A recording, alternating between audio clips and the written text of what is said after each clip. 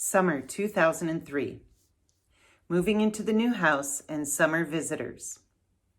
The first thing we did that summer was move into our new house.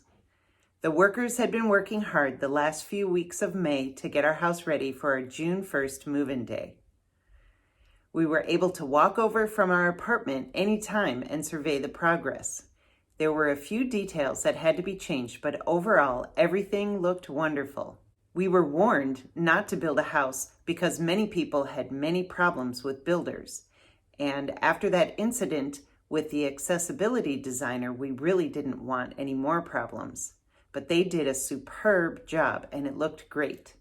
Gina felt a little uncomfortable because it was too empty. She wanted all of our furniture to be there already.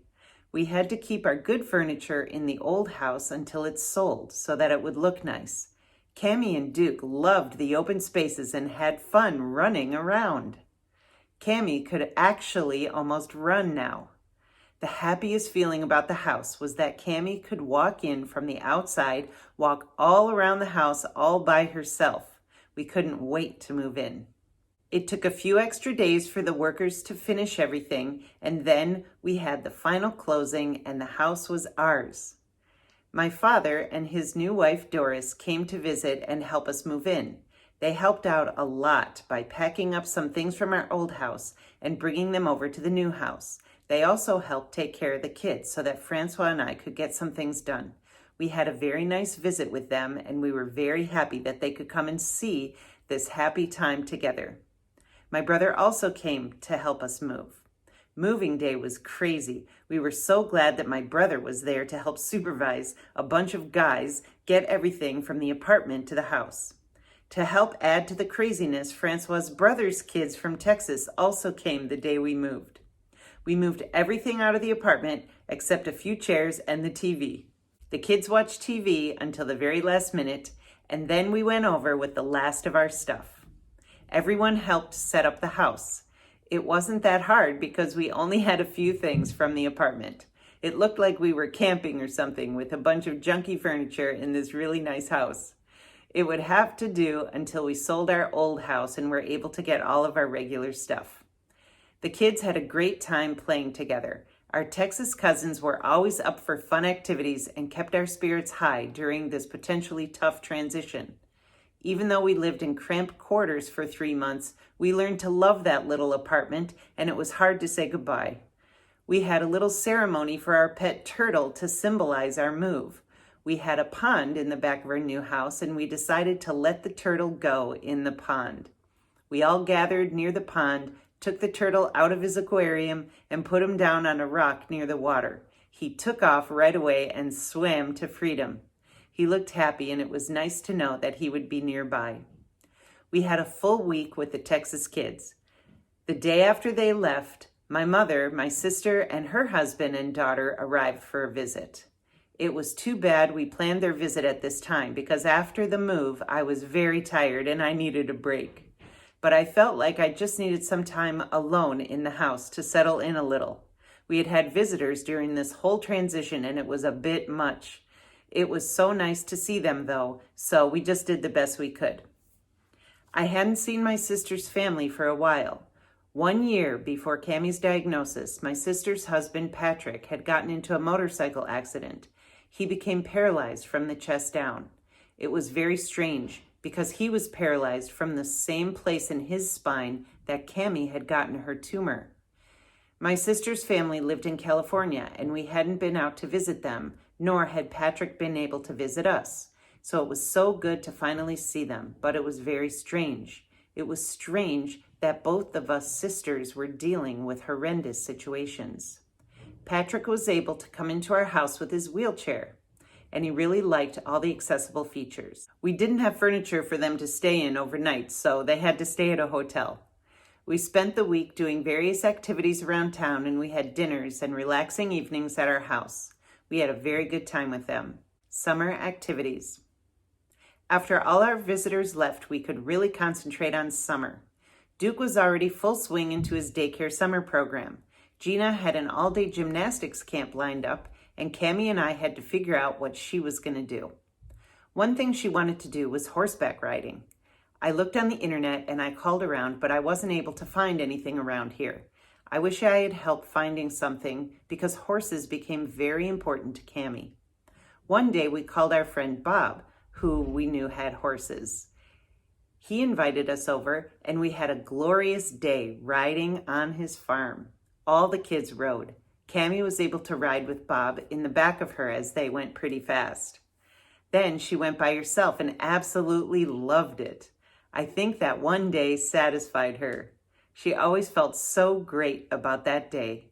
She understood that it was difficult to find other horseback riding opportunities for her, so she just focused on other things. The best thing Cammie was able to do was go swimming. Our area had lots of little lakes and beaches. We explored many of them and found our favorites. Cammie was able to walk all by herself from the car to the water. She spent hours swimming and having fun in the water. She loved collecting pretty rocks and playing with her mermaid dolls. I always brought a little beach chair for her to sit in, which gave her some back support and was easy for her to get up and down from than sitting directly on the sand. We would eat snacks and lounge around for most of the day. Some days we would spend the whole day on the beach, go pick up Duke, Gina, and Francois, and then go eat dinner on our way back out to the beach and spend the whole evening on the beach as well. It was beautiful and relaxing, and it was a time we just couldn't get enough of. Spine curvature and tantrums. There were two things going on with Cammie that were not good that summer. One was her curving back, and the other was tantrums. Throughout June and July, Cammie's chemo protocol was pretty much the same. She did her regular VP16 and still trying Cytoxan. Giving her medicines was so much better, though, through her G-tube. It was a breeze. Her counts and general health had been doing so well the last few months that we didn't need to go into the clinic as often. We went in for once-a-week physical therapy, and that was going well, too. I had talked to the therapist about Cammie's curvature, and she told me to talk to Dr. Mortel about it. Dr. Mortel took some summer vacations, and it seemed like we hardly ever saw him. Whenever we did, I expressed concern about Cammie's curving back. Cammie's posture was deceptive. Looking at her from the front, she looked just fine, but from the back, without a shirt on, you could really see the curve. You could also see something was wrong by the way she walked. One day in July, we saw Dr. Mortel in the hall, and I wouldn't let him pass us until he watched Cammie walk. He looked at her, and he agreed that we should be concerned. He suggested we talk to a doctor over at Gillette Hospital. He referred us to one of the best doctors over there, but it was very hard to get an appointment with him. We finally got in at the end of July. This doctor took an x-ray of Cammie's spine and told us that we should have taken urgent action on this problem, and we need to do something before it got any worse. Her curvature was alarming, and it all happened very fast.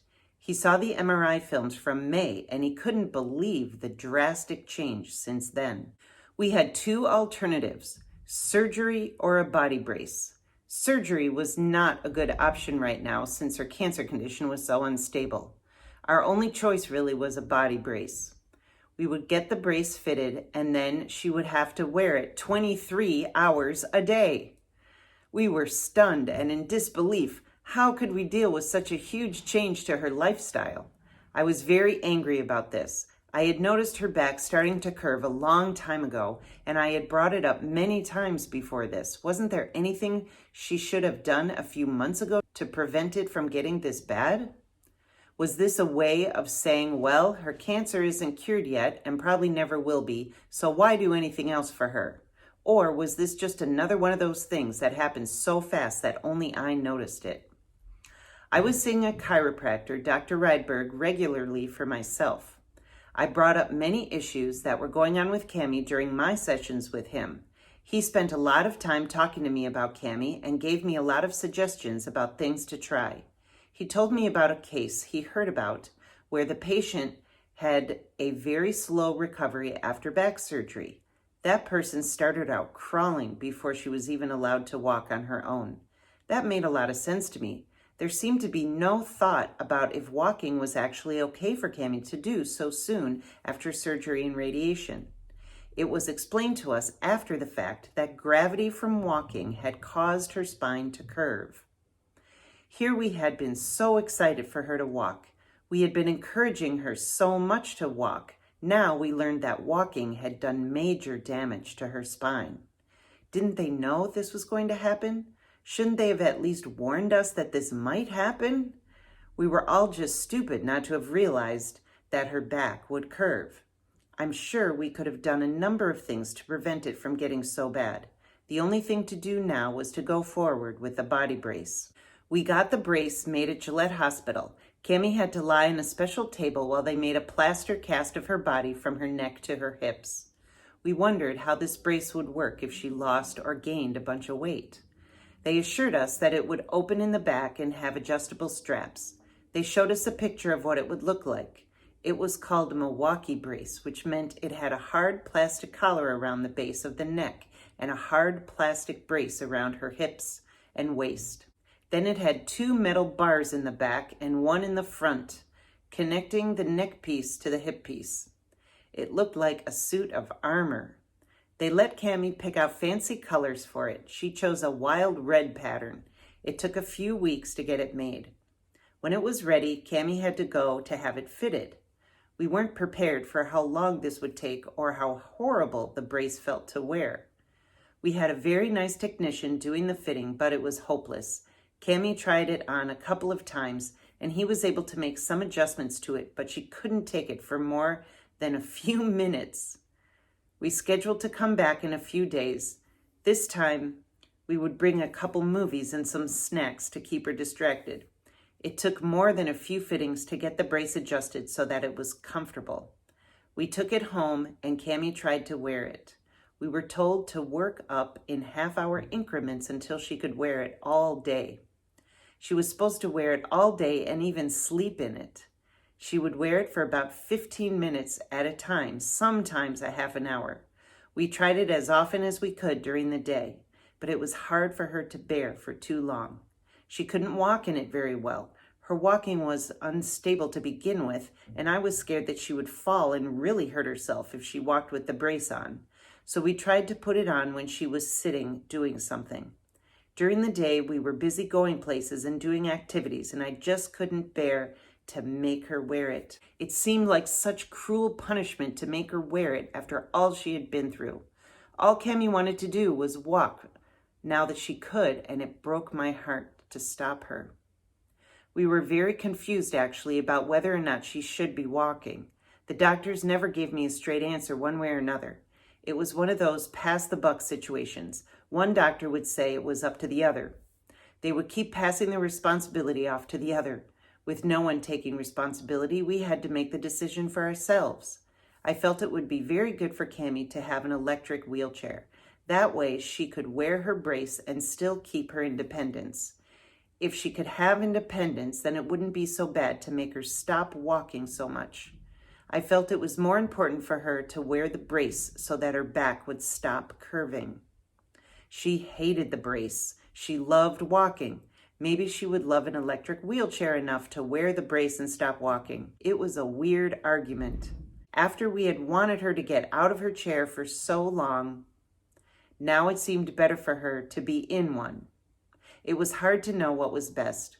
According to my chiropractor, Milwaukee braces were not even proven to work. The doctor at Gillette even said it wouldn't do anything to fix the curve she already had. It would just prevent it from getting worse. Cammie loved her independence with walking. Part of our job as parents of a cancer patient was to give Cammie a good quality of life. I really wanted to get an electric wheelchair for her. I thought that would enhance her quality of life. We submitted it into insurance, but it kept getting denied. We went in for an electric wheelchair fitting just to be ready when it did go through insurance. Meanwhile, Cammie was having the time of her life walking. Another thing Cammie loved to do besides swimming was shopping, especially food shopping. Prior to the summer, we had done most of our shopping with our local home grocery delivery store. Francois did his shopping as usual for meats and vegetables at his Asian grocery stores. Cammie got very good at doing the rest of the shopping on the computer. Every week she would go online and buy her favorite foods. I would go on later and edit out some of her choices and add other things we needed. She got surprisingly good at food shopping this way. It worked out great with our hectic schedule to get our weekly Friday night food delivery. That summer we discovered the electric shopping carts at the grocery stores. Cammie couldn't walk very far distances or go for very long, but she could walk from the car to the cart just inside the door. Cammie learned how to get the key from the person at the register and get her cart going. She actually was too light to use the cart by herself, so one of us had to sit in there with her. This was good as a safety precaution anyway, but she really didn't need us to do anything. She figured out how to drive the cart safely by herself. She was able to go everywhere she needed to go, and she could usually get all the things by herself. We just went along for the ride. For little 6-year-old food lover Cammie, this was the ultimate in fun activities. Cammie and I went to the store all the time. We would go after a day at the beach or after a movie. Her favorite thing to do was go around lunchtime and eat sushi for lunch. She was an unusual girl. We didn't know any other kids who loved sushi. Francois loved taking Cammie there too, in the evenings. They wouldn't even take a wheelchair in the back of the car. She would just get in the car, they would drive off together as if they were going on a date. It was so cute. Hopefully she wouldn't have a tantrum though. Cammie's tantrums were very complicated. It was hard to remember when they started, but we always attributed them to something having to do with Decadron. That summer we had gotten Cammie completely off of Decadron, and we were even able to get her off of hydrocortisone too. She had not been on any steroids for a while, but she was still having tantrums. We couldn't figure this out, and our doctors didn't think it was a big deal. We thought it was a very big deal because we were the ones who had to deal with them. When we were in the new house that summer, Cammie was able to walk all over the house. She would walk fast, and sometimes the kids would play hide and seek or even chasing games. It was a lot of fun for them, but sometimes Cammie would get overly excited and it would turn into a tantrum. At these times, I had to chase her down, bring her into her bedroom, and hold her on the bed. If I didn't do this, she would hit herself on the furniture or knock herself on the floor. When I got her onto the bed, I would have to hold her down or else she would hurt herself. She would scream and yell and thrash around. I had to be very strong holding her down, and sometimes this would last for over a half an hour. We were all kind of used to this, but we didn't understand what was happening or what we could do about it. I mentioned Cammie's tantrums to my chiropractor, and he asked about her thyroid. I had heard thyroid mentioned when Cammie first started radiation, but nobody said anything since then. When Cammie had radiation, a number of things were mentioned to look for in terms of side effects. Nobody thought her thyroid would be affected this soon after radiation. Nobody except my chiropractor. So the next time we went to the clinic, I asked to have her thyroid tested. This was something they could have done all along at any routine blood test, and I was so angry that no one had thought to check it before. Cammie had even been to an endocrinologist to help her with the hydrocortisone dosage, and she didn't even think to check her thyroid. Well, they checked her thyroid after I requested it, and wouldn't you know, it was way too low. We went back to the endocrinologist, and she prescribed a tiny pill for Cammie to take every day called Synthroid. Like magic, the tantrums disappeared. Not a single one after that. I wish we had found that out in the beginning. It would have made a huge difference for us. News. Tuesday, August 12th, 2003. Wow, what a summer. The big news is that Cammie is walking. Cammie has always been able to walk, but since her operation in 2002, she has always needed assistance. The miracle happened in May in her kindergarten classroom. Cammie took her first steps without holding on to anything. Since then, there has been nothing stopping her. Unfortunately, with all her walking have come the effects of gravity. Her spine has been through surgery, radiation, and lots of chemotherapy and just can't hold her up. The result is alarming curvature. Just when she gets her first taste of freedom, we have to bind her up in a big brace. Not only will she have her leg brace, but she will have to get a full body brace as well to prevent her spine from curving anymore. Cammie just had an MRI and the report is pretty good. Some things are shrinking, some things are growing, but not very fast. She will continue chemo this year. It still is a long and difficult year fighting cancer ahead. We had some problems this summer with hormones and thyroid, but we hope we have those under control now. Cammie has lost a lot of weight. When she was first diagnosed, she weighed 50 pounds. Then with all the steroids, she got up to over 100. Now she's back down to about 60, and we hope she won't go any lower than that. Her hair has come back a little, but it may be falling out again. At least she is used to wearing hats and bandanas now. She has her wig, but it's easier and cooler to just wear a bandana. This incredible girl, I don't know where she gets her strength. I don't know where any of us have gotten so much strength. Overall, we had a great summer. We had fun with family and friends. We spent lots of time at the beaches and pools. We even got to ride a horse at a friend's farm. We did lots of shopping and saw lots of movies. We are very happy to announce that Gina is launching a line of gifts featuring her artwork. She did a number of amazing pieces this summer, and we want to reward her efforts by setting up an online shop for her. Gina has had to endure so much through this long journey. Her art gives us hope and inspiration that she will help heal her sister. We hope you will take some time to browse the products and make some purchases. Both Gina and Cammie are looking forward to getting back to school, and little Duke is looking forward to a good year at daycare. We wish you all the best as you go back to school or work. We would love to hear from you all in our guest book. Love from all of us, the Wynn family.